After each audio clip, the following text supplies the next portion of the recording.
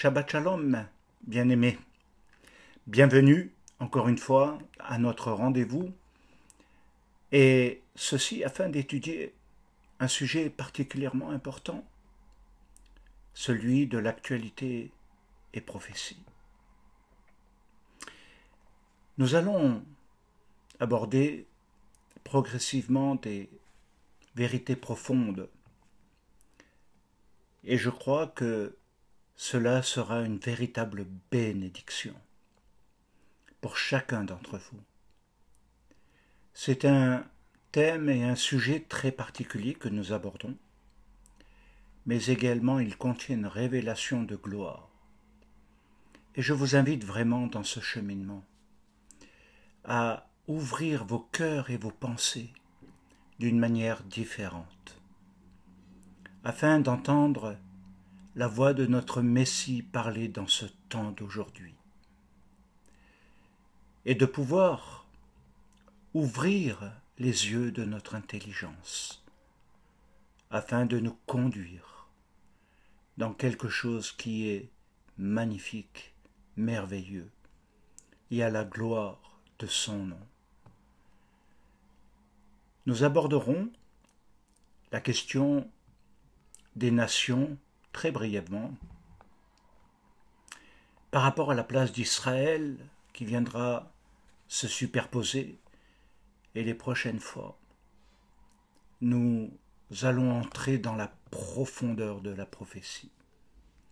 Là, nous posons des bases, des fondements qui vont nous aider à cheminer et, j'en suis convaincu, vont vous aider à structurer votre pensée, votre cœur, mais également orienter vos prières et mieux comprendre ce que nous vivons à l'heure actuelle.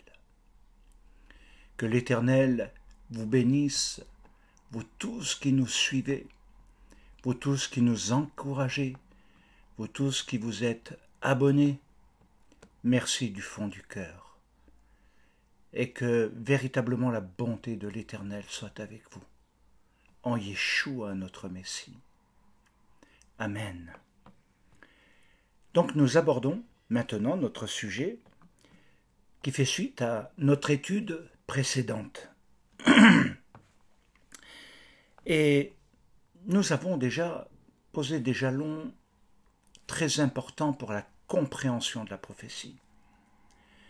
Et ceci nous amène maintenant à réaliser que nous devons avancer pour encore mieux saisir dans l'ensemble de la Bible les prophéties qui nous parlent aujourd'hui, qui s'incarnent dans notre temps. Nous avons vraiment besoin de comprendre cette parole de Dieu qui a été donnée il y a des siècles, mais qui est vivante aujourd'hui. Et ceci est extraordinaire, de réaliser que nous vivons des temps, même si nous les qualifions de difficiles, nous vivons des temps d'accomplissement. Et c'est pourquoi c'est important maintenant de pouvoir saisir que ce que nous avons déjà mis, c'est ce qui constitue en quelque sorte le socle de la compréhension des prophéties, pour les situer un petit peu dans le temps. Et je suis convaincu que ça parle beaucoup. Un des piliers d'Israël et des croyants en Yeshua est celui de l'attente que nous appelons également l'espérance messianique. Un autre temps, dans une dimension différente. Mais avant que cela ne se réalise, il y a des étapes progressives. Et c'est clair que si nous prenons les choses de manière pêle-mêle, on risque de mal interpréter, de se perdre et de s'embrouiller. Alors, il y a un fondement particulier à tout cela, c'est que nous devons réaliser, autant pour le peuple d'Israël que pour les nations, que les croyants en Yeshua Mashiach, il ne faut pas seulement attendre passivement la venue du Messie ou le retour de Yeshua. Ce qui est fondamental et ce qui est encore plus important que cela, même si déjà c'est bien d'en être là, eh bien, c'est d'être prêt lors de sa venue. Seras-tu prêt? Suis-je prêt? Serons-nous prêts lors de sa venue? Individuellement, mais également collectivement, et également concernant le peuple d'Israël. C'est très important d'être prêt à la rencontre dans le temps de Dieu. Être prêt lors de sa venue est fondamental à poser en nous, dans nos prières, chaque jour.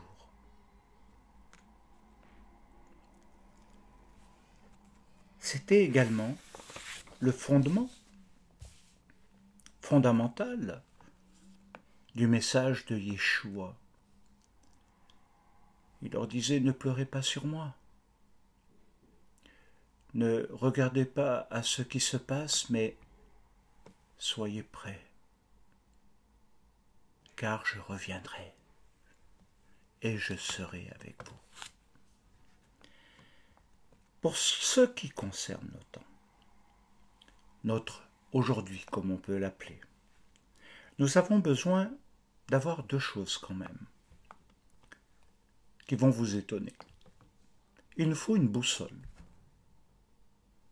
les orientations, et un GPS pour nous conduire dans la bonne direction.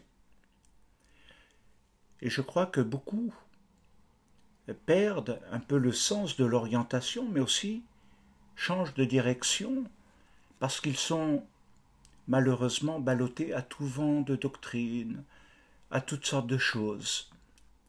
Et ils prêtent beaucoup d'attention à ce qui est dit ici, à ce qui est dit là, et ne suivent pas suffisamment l'orientation que Dieu a donnée dans la Torah, au travers des prophètes, au travers de Mashiach. Et c'est ce qui constitue réellement notre boussole spirituelle, également notre GPS, afin de ne pas nous égarer, de ne pas nous perdre. Vous connaissez tous les histoires de GPS. À un moment donné, quand on va trop loin, on est peut-être sur la bonne direction. Mais quand on dépasse le moment où on aurait dû éventuellement tourner, aller dans une autre direction, notre GPS nous interpelle et dit: veuillez faire dès que possible demi-tour, veuillez faire dès que possible demi-tour. Et nous prenons conscience que nous devons revenir en arrière. Donc c'est aussi ce que je vous propose par rapport peut-être à beaucoup de choses que vous avez étudiées, entendues dans ces temps ou avant. Peu importe. Mais de revenir en arrière pour reprendre la direction que Dieu nous donne. Alors il y a deux scénarios distincts. Le temps où l'humanité parviendra à une connaissance de Dieu. L'humanité vivra un temps où il y aura la connaissance de Dieu, incluant Israël et les nations. Ce ne sera pas quelque chose, et il faut bien le saisir dans ce sens, quelque chose d'individuel, de personnel. Non. il s'agit bien d'Israël et des nations. Ce qui est une plus grande profondeur lorsque nous voulons entrer dans ce sujet. Alors, ce temps qui précède la venue du Messie, il est bien entendu en rapport avec un certain nombre de signes que le Messie Yeshua lui-même a donnés dans Matthieu 24 et qui est un socle pour beaucoup d'interprétations. Et parfois on oublie ce qui est aussi avant. Mais si nous regardons de près, dans Matthieu 24, au verset 14, dans la version Darby, qui est beaucoup plus juste dans sa traduction à ce niveau-là, cette Bessora Tova, c'est-à-dire cette bonne nouvelle, elle sera prêchée, annoncée dans la terre habitée. Cette bonne nouvelle sera prêchée dans la terre habitée tout entière, en témoignage à toute nation, et alors viendra la fin. Et vous voyez que, déjà rien que là, c'est un vaste sujet. Quelque chose doit être fait, réellement, avant que la fin ne soit. Et c'est ces périodes de temps que nous devons capter, saisir, parce qu'il nous est dit quand même que la bonne nouvelle doit être annoncée dans toute la terre habitée. C'est vrai, mais également, elle doit servir de témoignage aux nations. Et c'est alors que viendra la fin. Dans Marc, dans le chapitre 13 et le verset 10, il nous est dit, il faut premièrement, que la bonne nouvelle soit prêchée à toutes les nations. C'est très important. Alors, qu'est-ce que cela signifie en définitive? Que le Messie bouleversera l'ordre du monde. Et cette période apportera l'entente entre les nations. Vous savez qu'il est aussi question, et nous entendons parler énormément de guerres, de bruits de guerre, de soulèvements, de conflits de toutes sortes.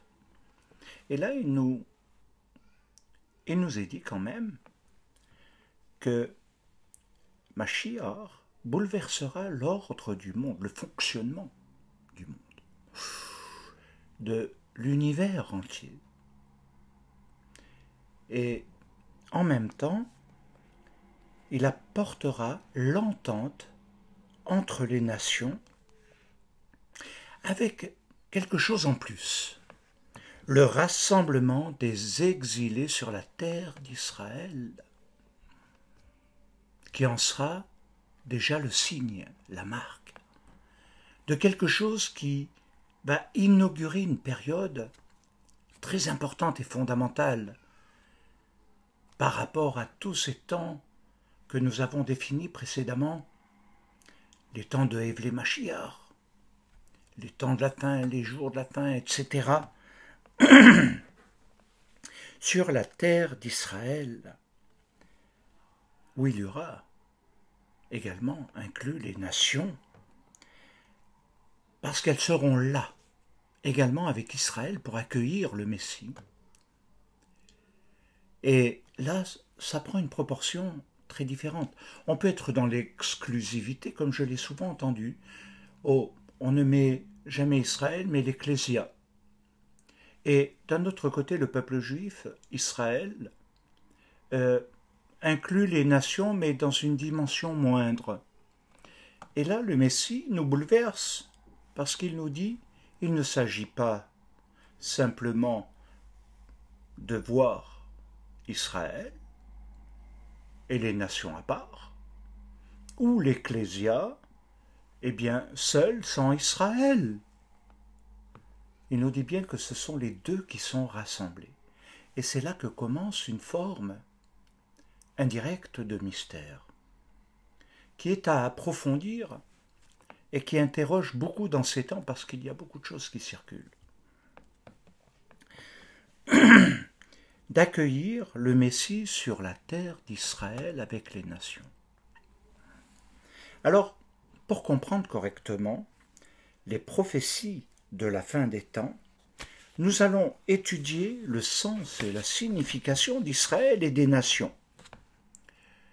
Nous verrons également un sujet qui passionne beaucoup de gens, qui est un sujet de recherche d'ailleurs, la réunification des 12 tribus. Vous savez qu'il y a 10 tribus et 2 tribus, et qu'on parle de tribus perdues, et que l'une des caractéristiques de la fin des temps est la réunification des 12 tribus. La question qui se pose, c'est que après ces 2000 ans d'exil, de diaspora, les choses se reconstituent de manière miraculeuse.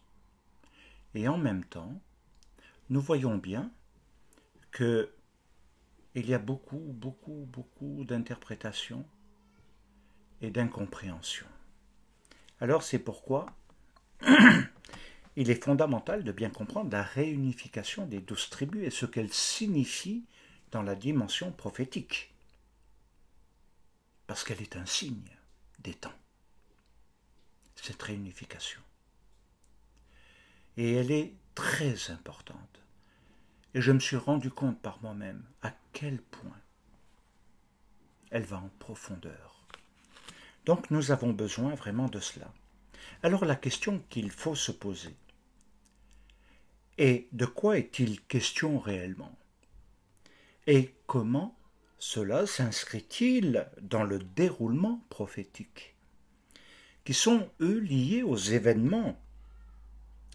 Alors, nous devons réaliser que c'est un sujet délicat, mais qui ne laisse pas du tout insensible qui que ce soit. C'est un sujet délicat, pourquoi? Parce que il y a tellement d'interprétations et de controverses que parfois il est facile de s'égarer et d'entrer dans des notions qui sortent de la route où nous avions mis notre GPS. Et notre GPS est en train de nous dire: faites demi-tour dès que possible, faites demi-tour dès que possible. J'espère que vous le comprenez. Alors, nous devons aborder ce thème avec non pas, et là c'est quelque chose d'important, puisque dans les 12 tribus, aujourd'hui, pour ne rien vous cacher, beaucoup parlent d'Éphraïm et de Juda. Alors, Éphraïm n'est pas entièrement une tribu, c'est une demi-tribu, avec son fils Ménaché, mais qui forme l'identité de Yosef, le vrai fils. Alors, un mystère. Yosef n'est pas reconnu comme étant une tribu à part entière, mais ses fils, nés en pays étranger, en Égypte, se font adopter par Israël, c'est-à-dire de son ancien nom Yaakov. Et il les bénit en plus d'une manière particulière, non pas dans la logique habituelle, où les deux mains sont posées, mais croisées. Il inverse des processus. Et quand Yosef lui fait la remarque, il dit: mais je sais très bien ce que je fais. Et ça peut nous surprendre.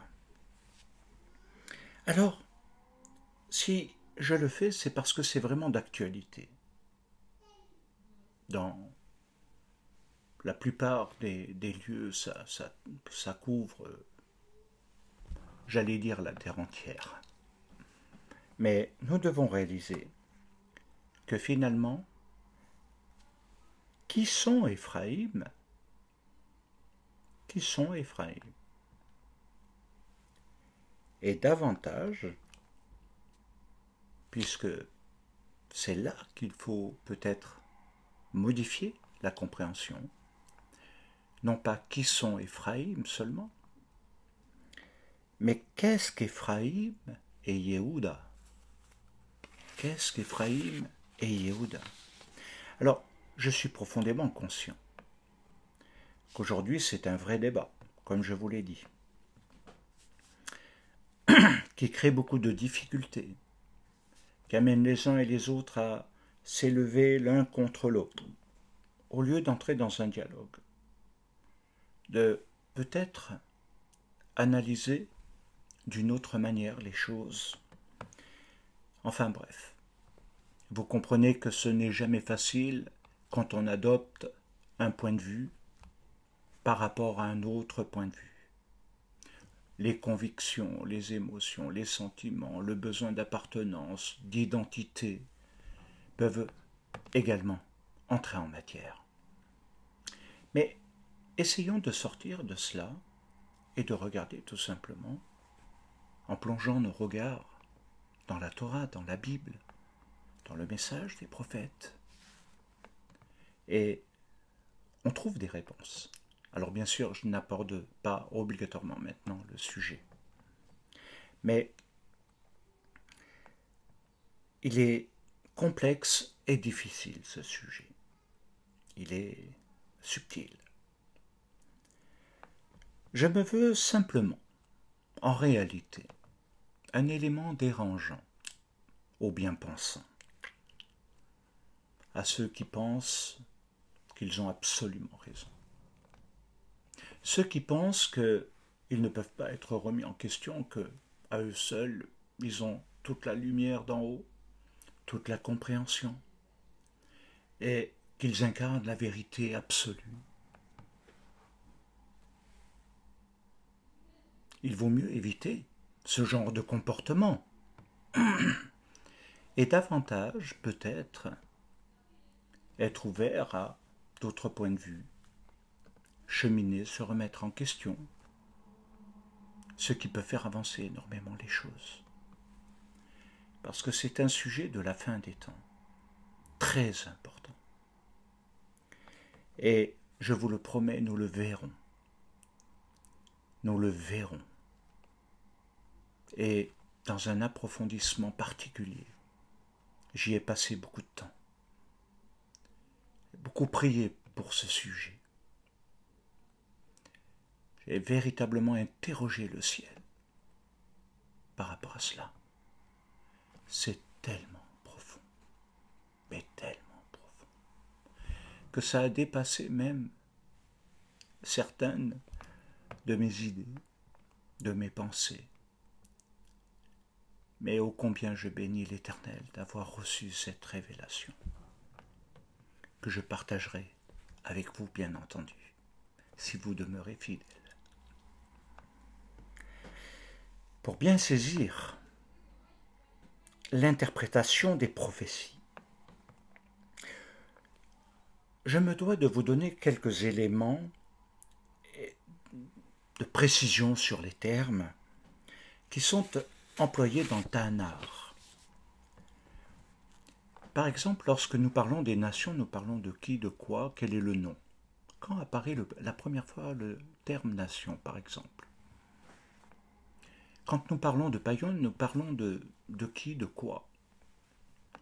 Lorsque nous parlons d'étrangers, par exemple, de qui s'agit-il? Quand nous parlons de peuple, de quoi est-il question? Et on pourrait multiplier tout cela. Les nations, c'est quelque chose qui regroupe un ensemble. Mais ça ne définit pas son identité. Et pourtant, la Bible nous parle beaucoup des nations, mais il faut en comprendre le sens. Et elle utilise, par ailleurs, par rapport au peuple d'Israël également, un certain nombre de noms. Israël pour bien le poser, nous le savons, c'est ce temps où il y a eu un combat dans le gué de Yabok, où il y a un grand jeu de mots, et qui a changé le nom de Yaakov en celui d'Israël. Est-ce anodin? Non. Et nous verrons pourquoi. Alors il y a Israël, la terre d'Israël, le pays d'Israël, le peuple d'Israël, mais il y a aussi d'autres noms qui viennent dans la Bible, comme les Hébreux. Les Hébreux. Il y a également ce que nous appelons la descendance des Sémites. Il y a également la terminologie de juifs. Quand apparaît le mot juif.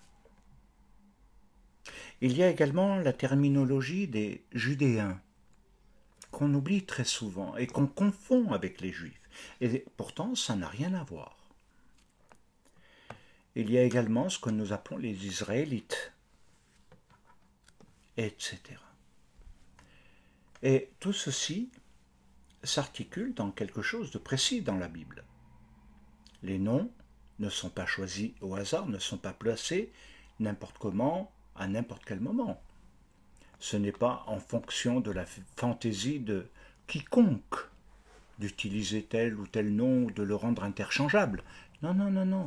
Ça veut dire qu'il a un sens et une correspondance précise dans la prophétie.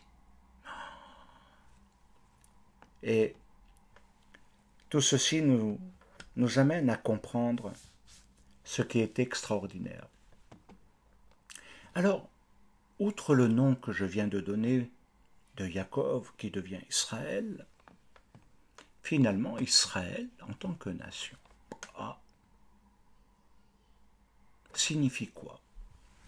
Eh bien, dans la réalité, Israël, ce sont les 12 tribus qui forment Israël.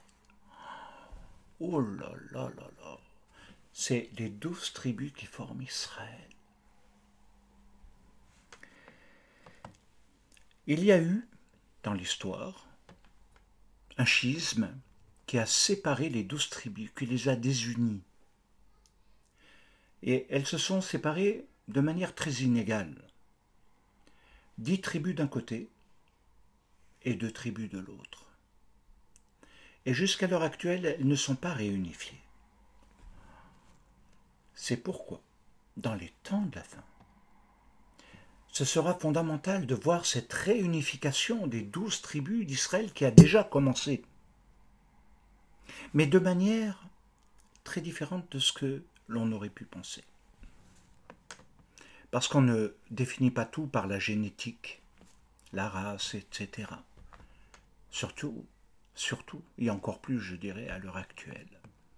Après 2000 ans de diaspora, c'est quasi impossible.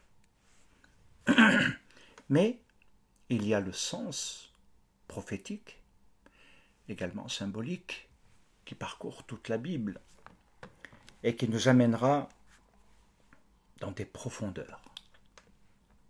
Je vous le promets, bien-aimés, vraiment.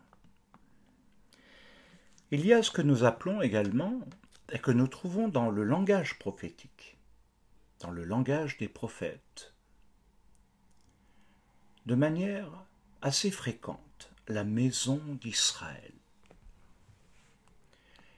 Alors, je pourrais le comprendre, moi, en tant que juif, par exemple. La maison d'Israël, c'est toute. C'est la nation, tout. Non. La prophétie, les prophètes, nous amènent à quelque chose qui interroge profondément parce qu'ils nous guident dans quelque chose où ils font la distinction entre la maison d'Israël et Yehuda, qui sont en fait des tribus, des descendances. Et nous voyons bien que la maison d'Israël et Yehuda, la tribu de Yehuda,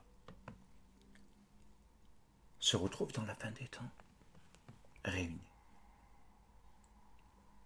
Et nous savons que le Messie vient de la tribu de Yehuda et on pourrait, à juste titre, dire, mais est-ce que le reste est important? Ce qui compte, c'est le règne du Messie. Ce qui compte, c'est finalement qu'il y ait la fin du mal et qu'il y ait l'instauration du Malchut, du royaume de Dieu, et que nous puissions régner avec lui et vivre ces temps de bénédiction. Nous pourrions penser comme cela. Mais en même temps, nous sommes interrogés en profondeur. Alors bien sûr que cela intrigue. De réaliser qu'il y a une origine, une raison particulière. Lorsque nous lisons dans la Bible, nous voyons plusieurs parties. L'humanité, la touma, la faute, et puis une période de temps qui va aller jusqu'à Noir, où c'est le chaos sur la terre. Quelque chose de terrible dans ces périodes. Dieu détruit par le déluge, et retenez bien ce que je dirais, la promesse d'alliance qui est liée à Noir, bien sûr qu'elle est pour l'humanité, ça nous pouvons le comprendre, il n'y a pas de problème. Mais elle est accompagnée de ce commandement, si on peut dire, qu'il avait déjà donné à Adam et Rava de se multiplier et de croître. Multipliez-vous, multipliez-vous, remplissez la terre. Et ce que nous pouvons constater, c'est que, apparemment, il ne dit pas à quelqu'un en particulier de se développer mieux qu'un autre, non? À s'adresser à ces trois descendances, Sem, Ham, Yafet.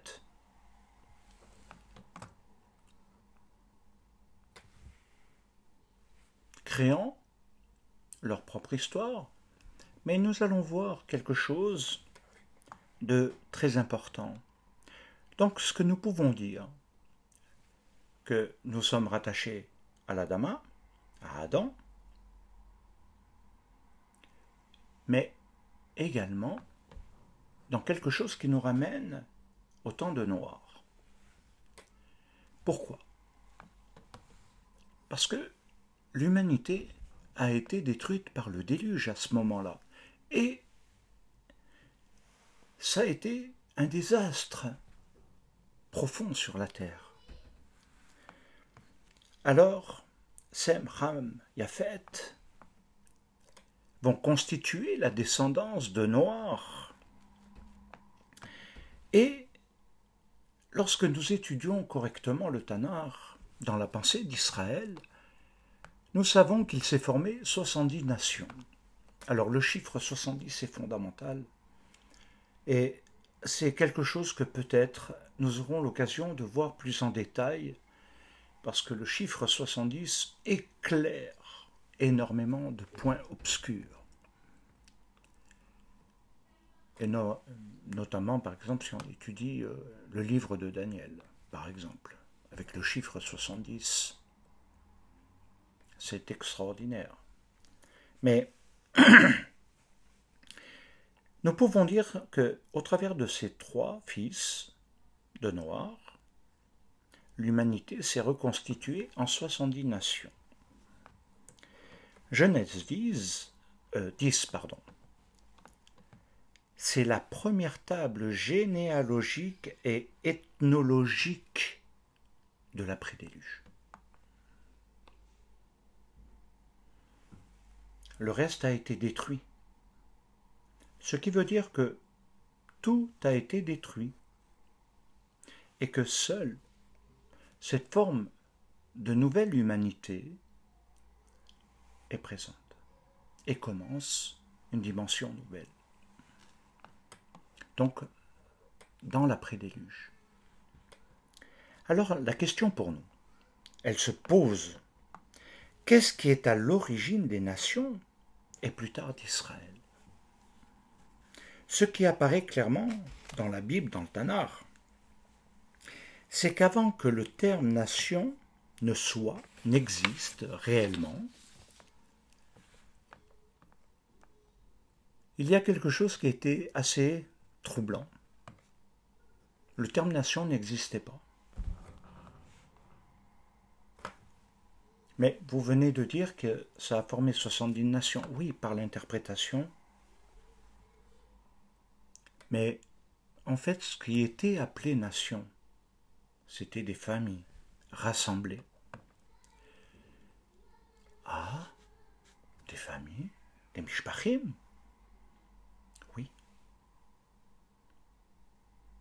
Ce qui formait les peuples, les humains, la relation, c'était des familles qui se rassemblaient.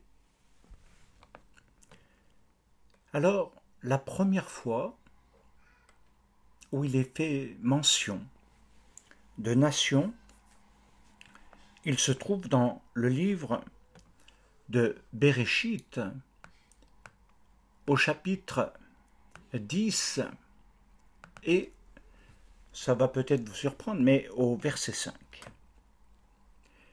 C'est par eux qu'ont été peuplées les îles des nations, selon leurs terres, selon la langue de chacun, selon leur famille, selon leur nation. C'est étrange. Alors, quand on regarde le terme nation et qu'on l'analyse dans la Bible, c'est goïm. Il ne s'agit pas de gentils des nations. Il ne s'agit pas de païens et tout ce qu'on a pu voir auparavant. Il est bel et bien question de nation, avec tout ce que ça représente au préalable, avec toutes les descendances, comme au verset 4, par exemple, les fils de Yavan, qui représentent la Grèce, etc. Alors il y a un jeu de mots, parce qu'il ne s'agit pas de goy, mais de goïm. C'est un pluriel. Et plus loin, quand on va dans le texte, selon leur nation, il est écrit Begoïm, dans leur nation. Pas selon leur nation, mais dans leur nation. Et Mishpachim intervient en disant selon leur famille. Et vous comprenez bien que la nation était formée de familles. Et c'est quelque chose d'extraordinaire de pouvoir le comprendre ainsi, que ce n'est pas les nations qui forment les familles, mais que ce sont les familles qui ont formé les nations. Extraordinaire. Alors, c'est dans ce cadre que se trouve pour la première fois la racine première de la fondation d'un empire unifié. Oh. Vous parlez de quoi? Oui. Parce que c'est à ce moment-là, quand se forme tout cela, que se forme un empire, et j'insiste sur le terme, d'un empire unifié avec la tour de Babel, dont le but était simplement d'organiser une société sans le Dieu créateur. Alors je donne une explication. Je vous ai dit de vous rappeler tout à l'heure le multipliez-vous, remplissez la terre, ne faites pas des nations, ne faites pas des frontières, c'est pas ce qui a été dit. Mais là, nous voyons quelque chose qui va profondément nous conduire et nous interroger plus loin. Là, nous voyons que Nimrod, qui représente beaucoup de choses, et notamment l'impie ou le faux messie, dans les temps de la fin, nous le trouvons, Nimrod, dans Babylone, le système. Mais voyons déjà au préalable ce qui a été fait et ce qui s'est produit à ce moment-là. Nimrod va, de manière barbare, bien entendu, tenter de créer un empire unifié. Et le développez-vous, remplissez la terre n'est plus. L'obstacle à quelque chose qui aurait dû être dans le plan de Dieu est contrecarré ici. Et ça nous amène à comprendre que à ce moment-là, il y a un certain nombre de points sur lesquels je ne vais pas trop m'attarder, j'avais déjà donné une étude profonde là-dessus, mais il est important pour donner des jalons d'aborder le sujet. Quelle était la base, le fondement? C'est très simple. Faisons-nous un nom. Alors si je l'interprète de manière correcte, faisons-nous un nom face à son nom, face au nom du Créateur, face à tout ce qu'il représente réellement. Nimrod est en train de dire, faisons-nous un nom, autrement dit, établissons un nouvel ordre mondial. Établissons un autre principe d'existence dans l'humanité, qui ne soit pas sur les promesses du Créateur, qui ne soit pas en rapport avec la volonté divine, mais créons un empire unifié avec ce que l'on appelle un nouvel ordre mondial, que nous retrouvons, bien entendu, vous l'avez compris, dans les temps de la fin, qui sera très présent et qui a commencé parmi nous. C'est plus un langage caché, cela. Ça l'était peut-être il y a un siècle ou deux, mais pas aujourd'hui. Nimrod cherche à établir une autorité unificatrice. Et c'est pourquoi Dieu dit, voilà, et là on est surpris, voilà un seul peuple. Il n'est pas écrit nation. Mais si on va dans l'hébreu, il est écrit un seul peuple, Am Echad. Et il dit, voici un seul peuple, Am Echad. Et il est au singulier.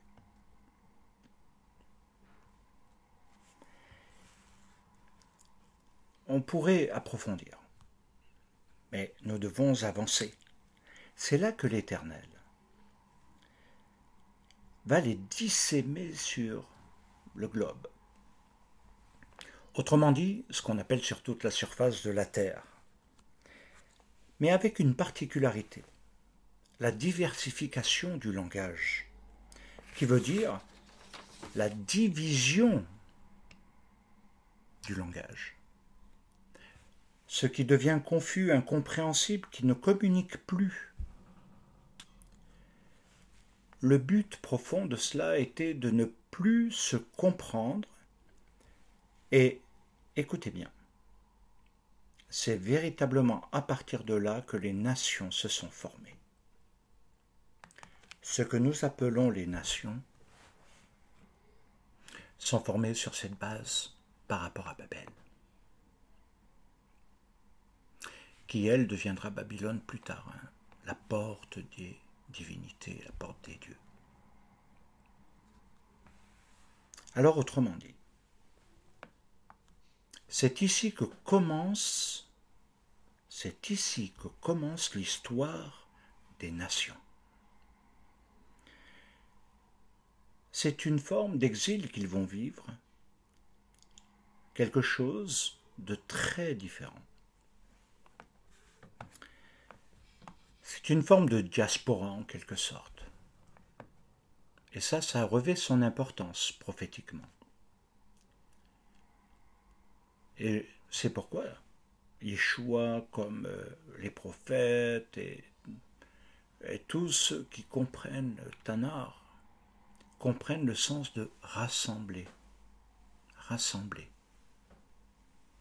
Le rassemblement de toutes les nations sur la terre d'Israël lors de la fête de Sukkot dans Zacharie 14. Le rassemblement sur la terre d'Israël devant le roi, non devant l'impie. Extraordinaire. Ça nous conduit à réaliser que, à la base, ça ne devait pas être ainsi.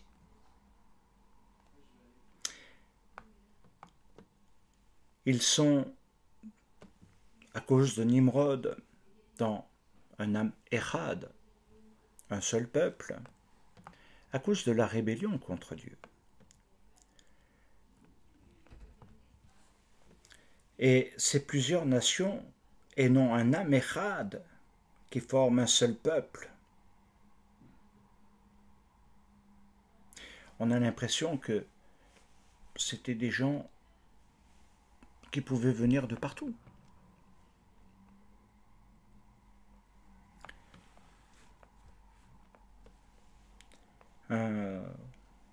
Nous voyons aujourd'hui ce même désir dans les gouvernements, mais pas seulement, même sur le plan religieux. Le désir de vouloir unifier les nations dans un gouvernement mondial, avec, comme nous l'avons vu, un nouvel ordre mondial. L'ONU en est un grand représentant. On veut qu'il n'y ait plus de nations, mais le rassemblement des nations, mais sans Dieu. Un gouvernement mondial qui exclut de la même manière que Nimrod Dieu. Et au travers de cela, Yeshua le Messie et son règne, qui lui aussi a comme but de rassembler les nations avec Israël par rapport au règne. Quand vous commencez à comprendre cela dans les bases, le reste va être beaucoup plus fluide. Alors, ce nouvel ordre mondial, et nous comprenons ce combat final lié à la délivrance finale, c'est invraisemblable, cette intensité.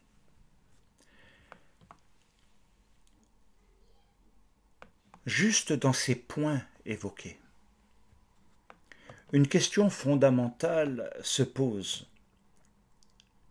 Et vraiment, l'Éternel m'a donné l'intelligence pour la formuler. Au travers de ce que nous avons vu, l'exil des nations sous forme de diaspora, puisqu'ils ont été séparés avec des langues différentes et que des peuples se sont constitués, etc.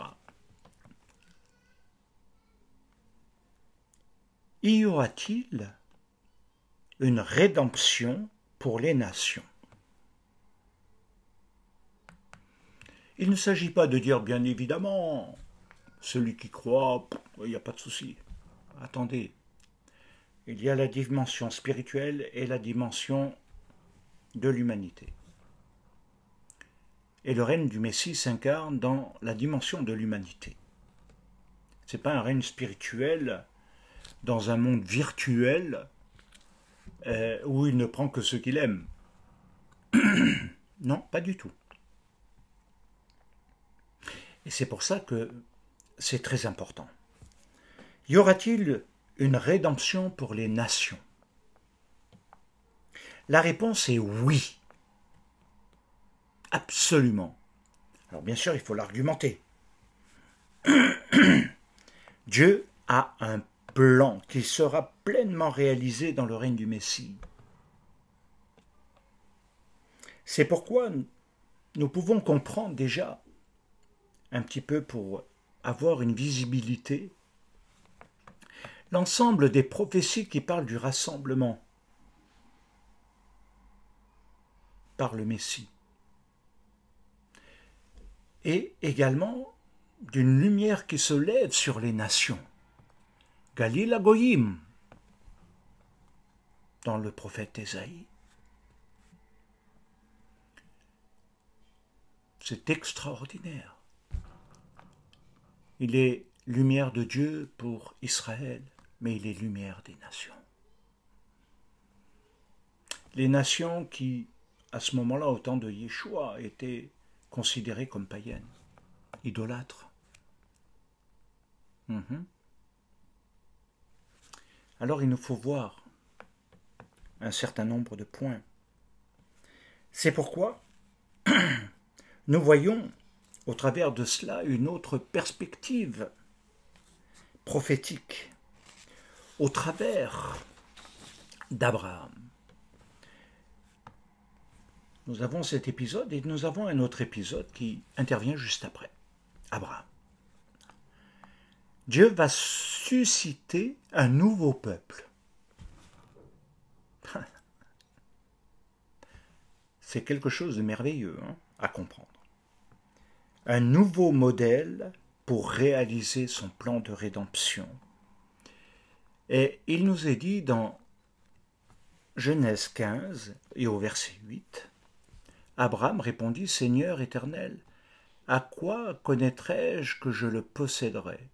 Donc, le pays. Et ça va passer par une alliance assez étrange. Un passage relativement important est celui que nous trouvons également dans le livre des Nombres dans la Torah. Et au verset 9, il est dit « Je le vois du sommet des rochers, je le contemple du haut des collines. C'est un peuple qui a sa demeure à part et qui ne fait point partie des nations. » Alors bien sûr qu'on peut jouer toujours sur la forme de l'originalité, de l'exclusivité, de la particularité. Mais il nous faut bien comprendre que ici, ce qu'il est dit, c'est un peuple à part, qui ne fait pas partie des nations, celles qui ont été constituées par Babel.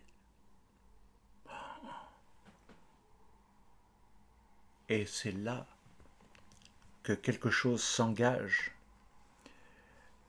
Il y a bien sûr et bien entendu toujours des mystères qui, bien aimés, honnêtement, nous dépasseront. Quand nous pensons découvrir quelque chose, il y a autre chose qui intervient. Quand nous pensons que nous avons capté, tout compris, il y a autre chose qui vient. Et parfois c'est déstabilisant, il faut bien le reconnaître.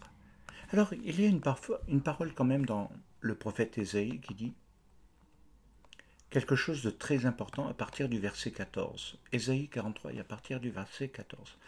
Ainsi parle l'Éternel, votre Rédempteur, le Saint d'Israël.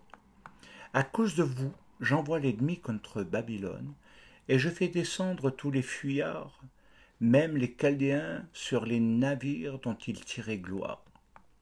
Je suis l'Éternel, votre Saint.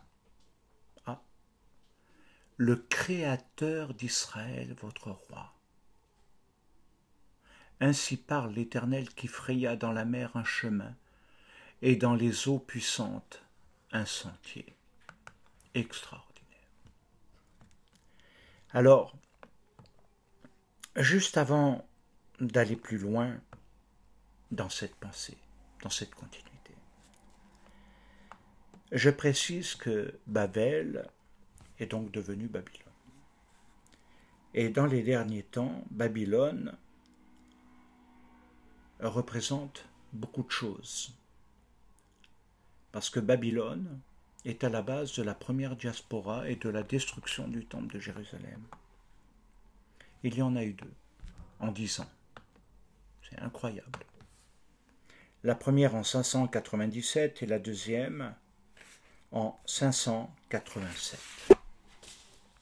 avant Yeshua Mashiach. Alors c'est également là que se sont posés, pour bien situer, les changements dans l'histoire prophétique. C'est aussi dans ces périodes que des nouveaux fondements de l'identité judéenne vont voir le jour. Et notamment vont voir le jour au travers des prophètes qui vont prendre un relais dans ces temps-là. Dans cette période de diaspora, dans cette période d'exil, dans cette période de déportation à Babylone, apparaîtront Ézéchiel, Ésaïe, qui vont intervenir de manière magistrale. Il ne faut pas oublier le contexte des lieux où les prophètes ont agi, ont parlé de la part de Dieu. Avec une révélation plus grande, plus profonde, plus importante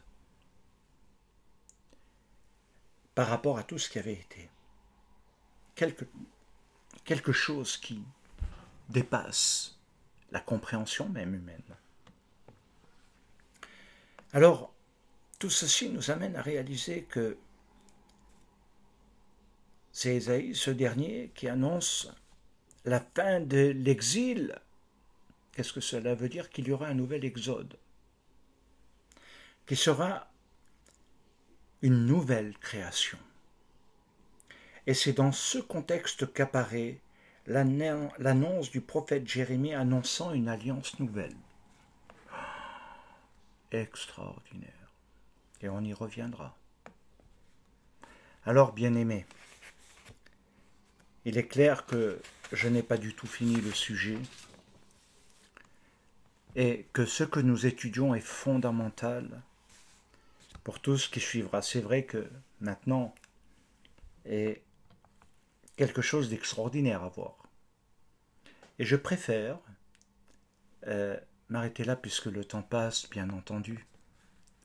Mais les prochaines études vont nous faire décoller l'âme, le cœur, dans la présence de Dieu.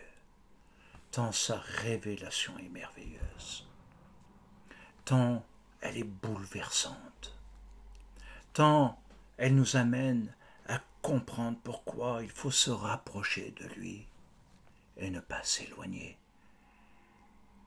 Dans tout ce qui est autour de nous, séduisons, mais aliénons, rendant esclaves, au lieu de devenir libres.